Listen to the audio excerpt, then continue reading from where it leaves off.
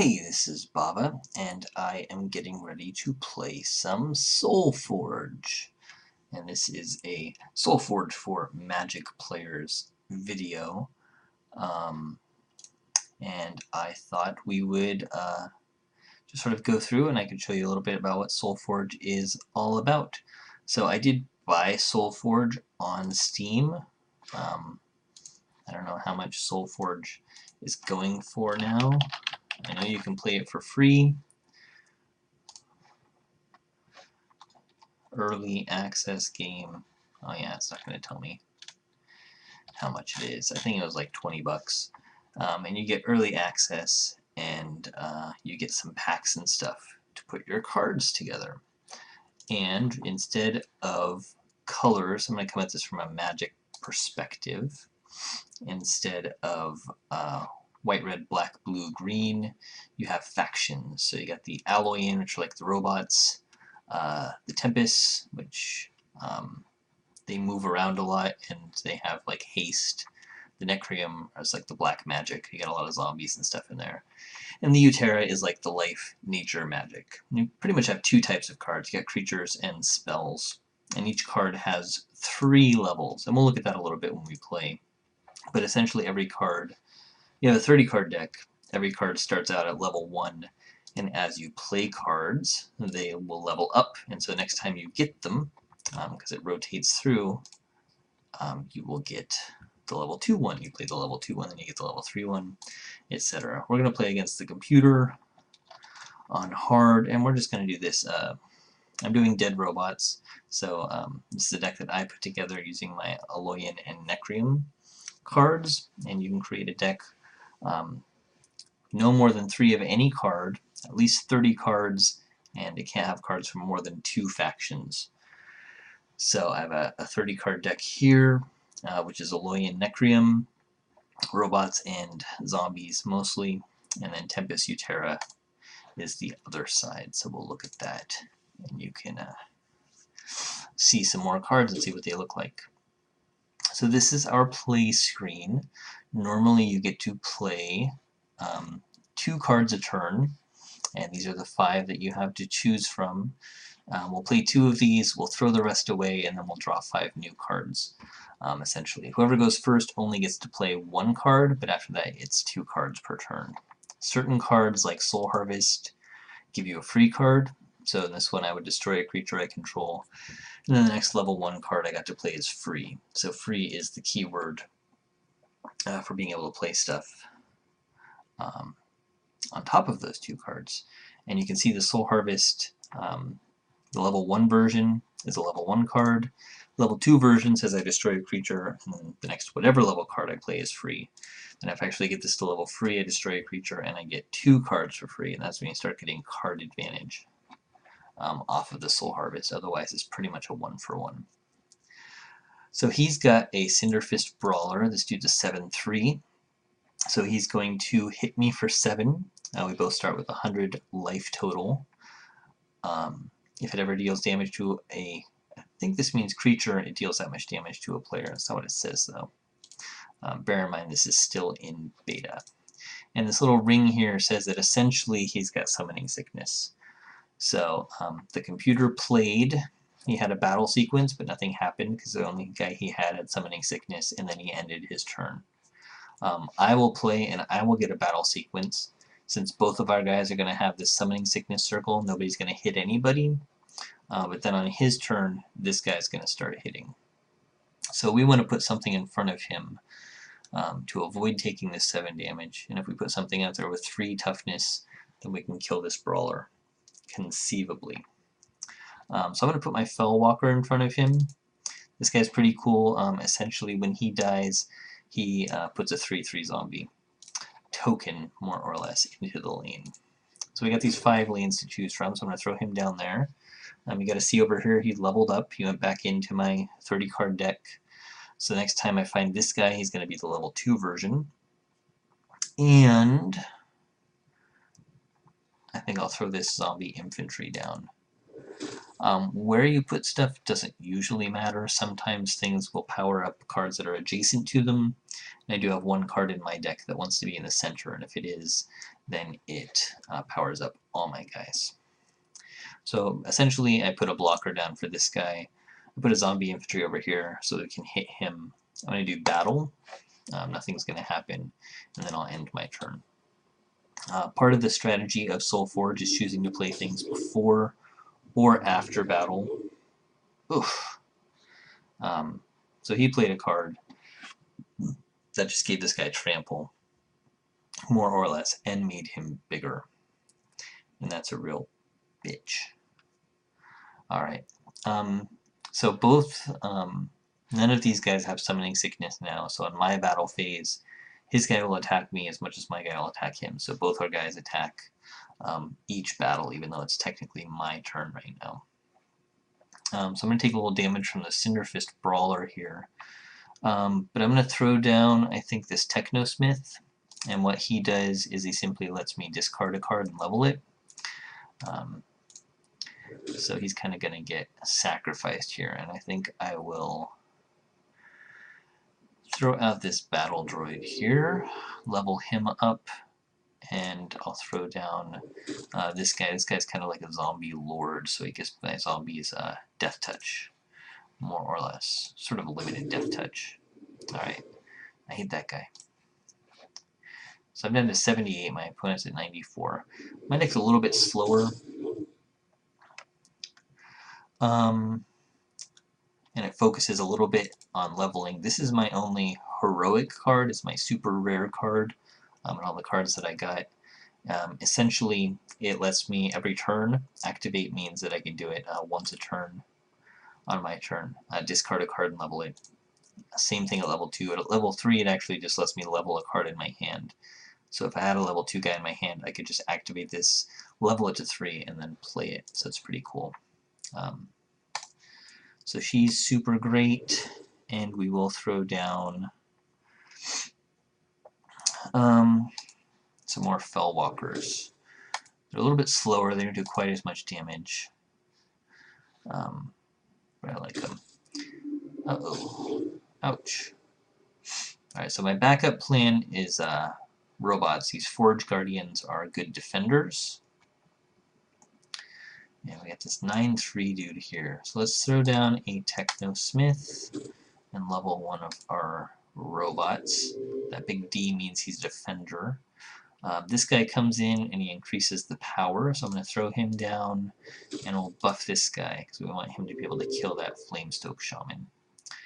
Now, neither of these guys are going to hit each other because they both have summoning sickness, which unfortunately will give the computer an opportunity to do something about my Technosmith before that damage happens. And then we'll use our Oracle to level this other Guardian.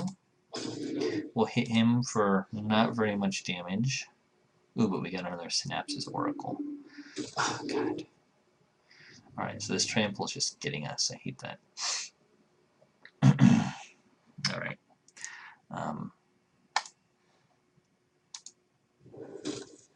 Yeah, and this guy isn't going to help that particular zombie, because at level 1 he only kills level 1 dudes. So that's a little frustrating.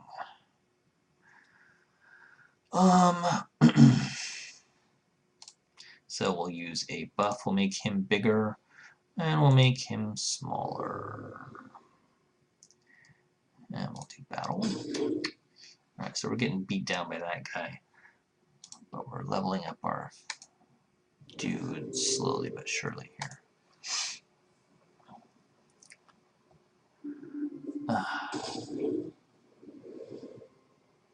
Man, alright. So this guy's little lightning bolt means essentially he has haste. So he came out swinging there. And we can level up a boatload of stuff now, which is pretty great. I think everything, actually. Yeah. Alright. I'm going to throw some guys in front of his stuff. We're going to throw away that Soul Harvest because we're not going to play it. And we'll put... we'll level this up. And we'll level this up. And this is my long game. And we'll replace this. So you can replace your own stuff, and I want to do that because I want both of his guys to die. Most of my early game, I'm going to take some damage, but it's all about just establishing board position and trying to level up my guys faster, because that's going to help me pretty significantly in the later game. I say that now, and I have a handful of level 1s, which is totally lame. Alright, so for the battle technician, this is the guy who likes to be in the center lane. We'll go ahead and soul harvest this guy, because it's just going to help us level stuff up. Do we want to do that? No, screw the soul harvest. We're going to throw the Fellwalker in here. And the thing I like about these guys is even if he has some trick to kill the guy, I'll still have a zombie back, which will kill his bear rider. We're just going to hit him for 4 and pass. Alright, so he's getting trample and really big, and we're taking just boatloads of damage from that all the time. Ugh. Alright.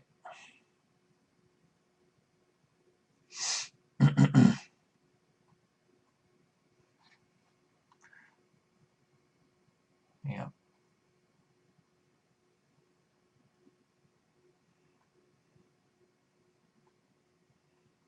Yeah, we don't want to soul harvest. We don't want to play either of these level 1 guys. We do want to play a Technosmith, I think, right here. And no, that's not what I meant to do. Damn. Alright, that sucked. Alright, so we'll play this guy. He will at least... Alright, this guy's going to kill that guy anyway. So we'll play this guy here. And we're going to take damage from that. Yeah, we're Wheel of Life. I didn't actually mean to throw away that defender. Oh no! Alright. That guy's not hitting us for anything. We're trading there and trading there. It's fine. There's a bigger battle technician, but it's not really necessary. So we can battle first in this case, which is going to give us more lanes to put guys in. Everything's going to die, which is fine as far as this. And now I think playing a level 3 at this point is a little lame because it doesn't help you level your cards, but he is simply a more powerful card on the table.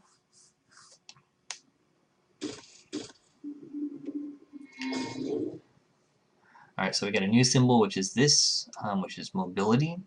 This means that this guy, before or after attack, once per turn, can move 1 space adjacent to where it is. And you can get mobility 2 or 3, which means he can move more spaces if you wanted to. Which is kind of a pain when you're at low life trying to deal with these mobility guys. He's going to buff him and move him over here and probably try and blow me out a little bit. But it's okay, I'm ready for him. Yeah. Alright, so that guy's not too scary. We want to... Alright, we'll throw this down here. So this guy has 14 armor, so the first 14 damage he ignores all the time, which is pretty sweet. Of course, he's only got the 1 toughness, as it were. That's alright. Alright, that guy's not moving anywhere because I killed him. Right? Huh, I knew that.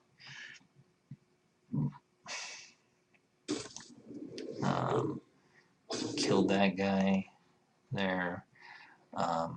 Those guys are going to trade right now. That's more or less fine. Is there anything we want to play? Like this guy, the Matrix Warden. He would give someone +5 attack. It could be worth doing. Yeah, we can do that now.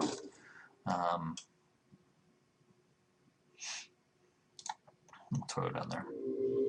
That's going to do 5 more damage to him. We get him down to 3, and then we'll play our Synapsis Oracle, who's awesome. And our opponent's pretty much toast. So that was pretty darn close there. Okay, and that is SolForge. So you can play when you create a game against a random online opponent, online friends, against the computer, which is where I've been practicing mostly, against offline friends, which I think you just use the same computer, and then bot battle, you just watch the computer play against itself. There is a deck builder, so you can go in and you can alternate your views between the cards. Of course, you really have to come in here and see them at all three levels to really figure out what's going on. So it's a little complicated. It takes a little getting used to figure out what all the cards do. And then if you're on the list, same thing, you can sort of switch between levels and see some of the text here for what the card does. You can take out factions, so if I just wanted to see Necrium cards, I can do that, and sort by rarity, or just Aloyan cards. So you can see Synapsis Oracle is my only super heroic rare card, and then I have a handful of this, that's legendary, I think is that one. These are heroic, these are rare, and then these are all common. And so you can get 3 rewards per day playing SolForge. You get 1 for playing, 1 for winning your first match, and or your first duel, or whatever it is, and 1 for winning your 3rd duel. I think it's semi-random, though usually you will get one of these normal booster packs, and these have 8 cards in them, at least 2 rare cards and a heroic card, with an opportunity to open a legendary card.